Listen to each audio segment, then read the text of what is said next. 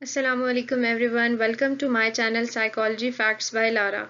So students, इस video में हम पेपर पैटर्न डिस्कस करने जा रहे हैं FA part 1 and part 2 psychology का और देखेंगे कि क्या डिस्ट्रीब्यूशन है ऑब्जेक्टिव एंड सब्जेक्टिव पार्ट में और किस तरह से हम टाइम को मैनेज कर सकते हैं पेपर अटेम्प्ट करने के लिए. So without any further delay let's move towards the topic. So students, सबसे पहले आपको ऑब्जेक्टिव टाइप दिया जाता है जिसमें आपके टोटल 17 MCQs होते हैं और मार्क्स भी 17 होते हैं. आपने 17 MCQs को 20 मिनट्स के अंदर अंदर सॉल्व करना होता है और जैसे ही आपके पास पेपर आए आप सबसे पहले अपना रोल नंबर यहाँ पे मेंशन कर दें, ठीक है, जो कि आपकी रोल नंबर स्लिप पे होगा. अलॉन्ग विद दैट आपने ये नोट जो है मस्ट पढ़ना है. इस नोट में मेंशन है कि आपने स्टेटमेंट को पढ़ना है जो भी आपको राइट आंसर लगता है इन ऑप्शंस में से, ठीक है. आपने इन ऑप्शंस को गौर से पढ़ना है और उसके बाद आपको एक बबल शीट या आंसर शीट प्रोवाइड की जाएगी. आंसर शीट पे बबल्स बने होंगे और आपको जो राइट ऑप्शन लगता है, सर्कल्स होते हैं, उनमें से किसी एक को फिल करना है. और याद रखिएगा, बबल शीट के अंदर सिर्फ एक ही सर्कल फिल किया जा सकता है. अगर आप एक से ज़्यादा सर्कल्स को फिल करते हैं तो आपका आंसर इनकरेक्ट माना जाता है और आपको मार्क्स नहीं मिलेंगे. इसी तरह टोटल 17 MCQs आपने सॉल्व करने हैं और बबल शीट जो है इस तरह से होती है जैसे कि ये लिखा हुआ है आंसर शीट, ठीक है. अब इसमें नंबर 1 पे आपको लग रहा है कि ऑप्शन ए ठीक है कि कार्ल यूंग ने 2 टाइप्स ऑफ पर्सनालिटी बताई थी जिसे इंट्रोवर्ट एंड एक्सट्रोवर्ट कहा जाता है. तो आप नंबर ए वाले बबल को फिल करेंगे. प्रॉपरली आपने इसको फिल करना है, ठीक हो गया. इसके अलावा अगर आप बाद में लग रहा है कि आपका राइट आंसर नहीं है ये, अगर आप दूसरे बबल को फिल करते हैं तो फिर भी आपका आंसर जो है वो इनकरेक्ट ही माना जाता है. तो बेहतर ये है कि आप पेंसिल से मार्क करें. पहले स्टेटमेंट सारी पढ़ लें, पेंसिल से मार्क करें. जैसे आपका करेक्ट आंसर जो हो आप उसके अकॉर्डिंगली ये सारे बबल्स जो है वो 17 तक सॉल्व करें क्योंकि आपके टोटल जो है वो 17 MCQs हैं. इसी तरह 17 MCQs आपने करने हैं. फिर उसके बाद नेक्स्ट पोर्शन आ जाता है आपका सब्जेक्टिव टाइप. अच्छा जी, ऑब्जेक्टिव पेपर आपने सॉल्व कर लिया है. लेट्स अज्यूम अब आपको दिया जाता है ऐसे टाइप पेपर यानी कि सब्जेक्टिव पेपर और इसके टोटल मार्क्स जो हैं वो 85 हैं. यहाँ पे करेक्शन कर लें, टोटल मार्क्स जो हैं वो सब्जेक्टिव के क्या हैं 85 और इनको टोटल टाइम दिया जाता है इस पेपर के लिए 3 hours and 10 minutes, ठीक है. अब सबसे पहले क्वेश्चन नंबर 2 यानी सेक्शन 1 हम डिस्कस करेंगे. सेक्शन 1 में सबसे पहले है क्वेश्चन नंबर 2 जिसमें 8 क्वेश्चंस आपने करने हैं. इस पोर्शन में आपको 12 क्वेश्चंस टोटल दिए जा रहे हैं लेकिन आपने सॉल्व जो करने हैं वो 8 क्वेश्चंस करने हैं. सेक्शन 1 में से क्योंकि हम आपके पास चॉइस ज़्यादा है, आप 4 क्वेश्चंस जो हैं वो स्किप कर सकते हैं और 8 क्वेश्चंस आपने सॉल्व करने हैं. जो सबसे ज़्यादा अच्छी तरह से आपको आते हैं आप वो सबसे पहले लिखें अलॉन्ग विद एग्जाम्पल्स. और हर क्वेश्चन को अगर आप 4 मिनट्स भी दें तो आप इजीली अपने पेपर को मैनेज कर सकते हैं. शॉर्ट क्वेश्चंस के लिए आपको पता है बहुत डिटेल रिक्वायर्ड नहीं होती. अलॉन्ग विद एग्जाम्पल्स आप डेफिनेशंस दें और उनको 4 मिनट के अंदर अंदर कवर करें. फिर आता है सेक्शन 3. इसी तरह इसमें भी 8 पार्ट्स जो हैं आपने फिल करने हैं, मतलब 8 पार्ट्स को सॉल्व करना है यानी कि 8 क्वेश्चंस करने हैं. इसी तरह यहाँ पे भी 12 क्वेश्चन हैं. चॉइस आपके पास है 4 की.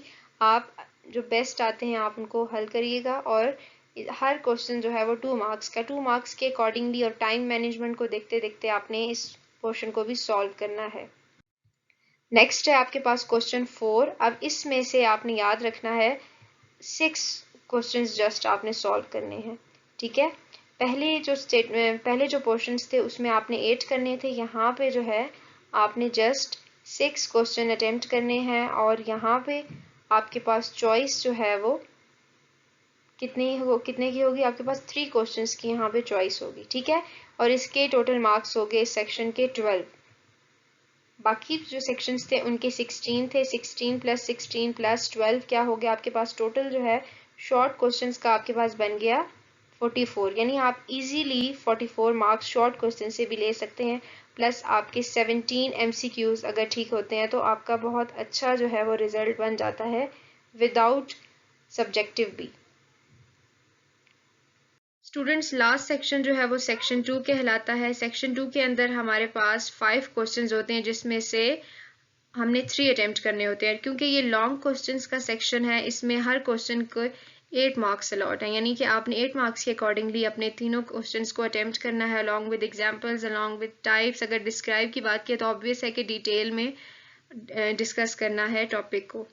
इसी तरह से मार्क्स का क्राइटेरिया आपको अच्छे से आइडिया हो गया कि 8 मार्क्स का है, तो उसके अकॉर्डिंगली ही आपने कंटेंट लिखना है। अलॉन्ग विद दैट फिर से एक्सप्लेन कर देती हूँ कि टोटल हमारे पास 3 और 10 मिनट्स होते हैं, तो इस लिहाज से हमारे पास 190 मिनट्स होते हैं। अगर शॉर्ट क्वेश्चन, हर शॉर्ट क्वेश्चन को अगर आप 4 मिनट्स भी देते हैं तो भी आप अच्छे से प्रॉपर अपना पेपर मेंटेन कर सकते हो अकॉर्डिंग टू टाइम।